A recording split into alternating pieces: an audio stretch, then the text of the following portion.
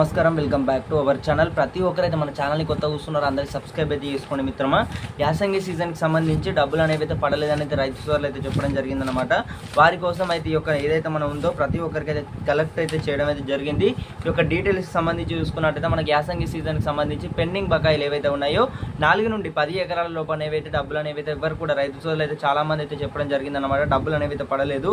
So ఆ డబ్బులు అనేవి పడతాయా లేదా అనేది కూడా చాలామంది రైతు సోదరులు అయితే మనకు మెసేజెస్ అయితే చేయడం అయితే జరుగుతుంది. సో వారి కోసం అయితే ఈ యొక్క ఏవైతే మనకు 4 ఎకరాల నుండి 10 ఎకరాల లోపు అనేవి పెండింగ్ నిధులు అనేవి విడుదల చేస్తున్నారా లేదా, ప్రభుత్వం అనేది క్లారిటీ ఇస్తుందా ఇవ్వట్లేదా అనేది చాలా మంది రైతు సోదరులు అయితే ఆందోళన చెందడం అయితే జరుగుతుంది. వానాకాలం డబ్బులు పడినప్పటికీ కూడా ఈ యొక్క డబ్బులు ఏవైతే ఉన్నాయో రైతులు అనేవి అప్పుడైతే పెట్టుబడి సాయం అనేది అందుకోలేదన్నమాట. ఎందుకు అందుకోలేదు అంటే ఇప్పుడు చూసుకున్నట్టయితే మనకు అప్పుడు ఆ నేపథ్యంలో రైతులు అక్కడక్కడ అప్పులు చేసి ఒక పెట్టుబడి సాయం అనేది, ఈ యొక్క పెట్టుబడి ఏదైతే ఉందో ప్రభుత్వం అనేది పెట్టుబడి సాయం ఇచ్చేదన్నమాట. ఎకరాకు 6,000 రూపాయలు కేవలం 4 ఎకరాల వరకే వేసిరన్నమాట. ఆ యొక్క పథకానికి సంబంధించి చూసుకున్నట్టయితే జనవరి 26వ తారీఖు నుంచి అయితే ఒక పథకానికి సంబంధించి ప్రారంభించారన్నమాట. సో ప్రారంభించినప్పటికీ కూడా పూర్తి స్థాయిలో ఇప్పుడు మనకు మధ్య స్థాయిలో చూసుకున్నట్టయితే 3 ఎకరాలకు కానివ్వచ్చు, 4 ఎకరాలు కానివ్వచ్చు, వీరికి డబ్బులు అనేవి అయితే పడినట్టయితే తెలుస్తుంది. సో ఇప్పుడు మనకు ప్రభుత్వం అనేది ఏం డిమాండ్ చేస్తున్నారంటే రైతు సోదరులు అందరూ కూడా ఈ యొక్క నిధులు అనేవి ఇప్పుడు సర్పంచ్ ఎన్నికలు అయితే ఉన్నాయి రాష్ట్రంలో, డబ్బులు అనేవి పడాలి. ఈ యొక్క పడలేదు అనమాట. రైతు సోదరులు కూడా చాలా మంది అయితే ఆందోళన అయితే చేయడం జరుగుతుందన్నమాట.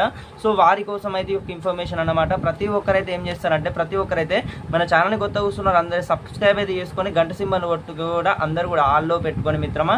ఇక చూసినట్టయితే మనకి ఒక డబ్బులు అనేవి అయితే పడబోవు, ఎవరు కూడా వర్రీ అవ్వాల్సిన అవసరం లేదని అయితే మనకి ఒక రాష్ట్ర ప్రభుత్వం నుంచి వెళ్ళి వానాకాలం డబ్బులు అప్పుడు పడ్డాయి కదా, అప్పుడు ఎందుకు పడ్డాయి? ఇప్పుడు ఒక యాసంగి సీజన్ సంబంధించి ఈ యొక్క పెండింగ్ నిధులు ఏవైతే ఉన్నాయో కేవలం 4 ఎకరాల వరకే వేసిరన్నమాట.